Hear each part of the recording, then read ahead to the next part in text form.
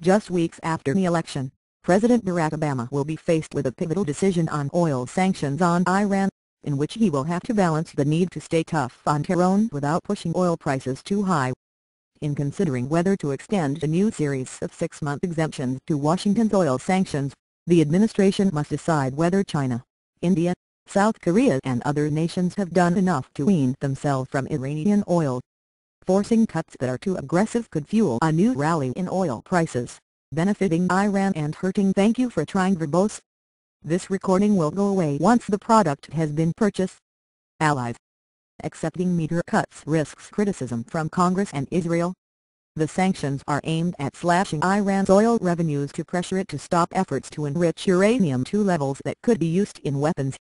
Tehran has said its nuclear program is strictly for civilian purposes. On paper, the sanctions require Washington to continuously tighten the screws on Iran's exports toward a complete cessation of purchases, forcing importers to make deeper and deeper price and volume cuts in order to win exceptions, or waivers. But the law allows the administration. Thank you for trying verbose. This recording will go away once the product has been purchased. Latitude to chart the middle ground in the sanctions, which have already proven more effective than some experts had forecast. The sanctions require that importers must demonstrate that they are making significant reductions every 6 months, as measured by volume and price. What constitutes a significant reduction is at the administration's discretion. The point of this is that we would like to see a consistent and gradual reduction. That is the goal, said a U.S. government official, who spoke on condition of anonymity. Iran's oil exports hit a low of 860,000. Thank you for trying verbose. This recording will go away once the product has been purchased. Barrels per day last month, down from 2.2 million ppd at the end of 2011. That reduction is already greater than some experts had forecast. Critics are keeping close watch. Obama is expected to face questions about whether he has been tough enough on Iran later on Monday during a foreign policy debate with Republican candidate Mitt Romney, their last debate before the November 6 presidential election. The New York Times reported on Sunday that the United States and Iran have agreed in principle to private, bilateral negotiations on Iran's nuclear program, but both. Thank you for trying verbose. This recording will go away once the product has been purchased. Nations denied the report. Diminishing returns. For countries including China, India and South Korea, the deadline for new waivers is December. Even a key proponent of sanctions said he wonders about the need to force dramatically deeper cuts.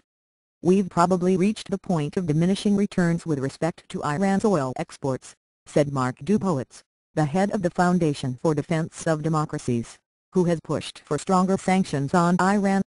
Dubowitz said it would take a great deal of work to cut global. Thank you for trying verbose.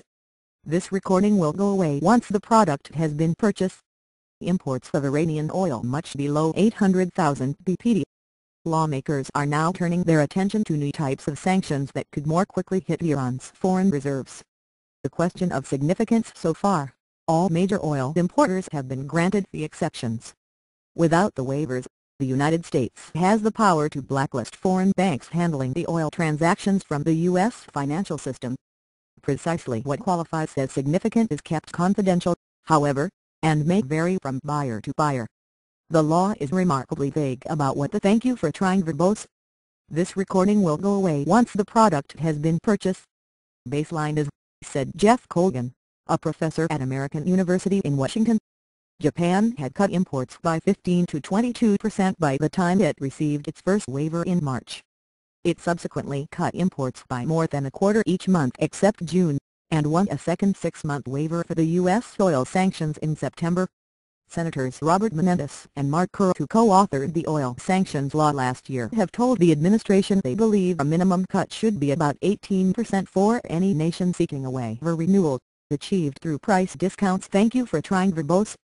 This recording will go away once the product has been purchased.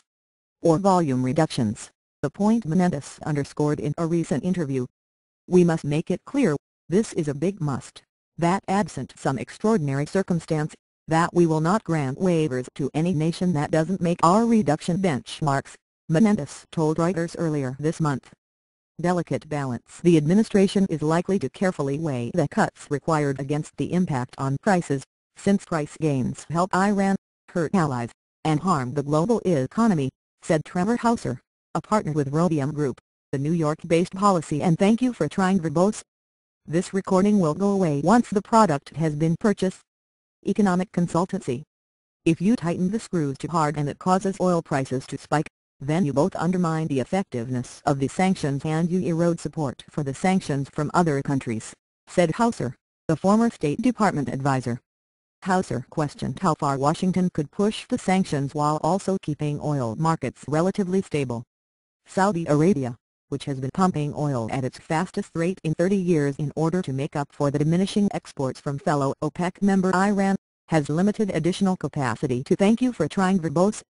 This recording will go away once the product has been purchased. Tap if shipments fall further, analysts say.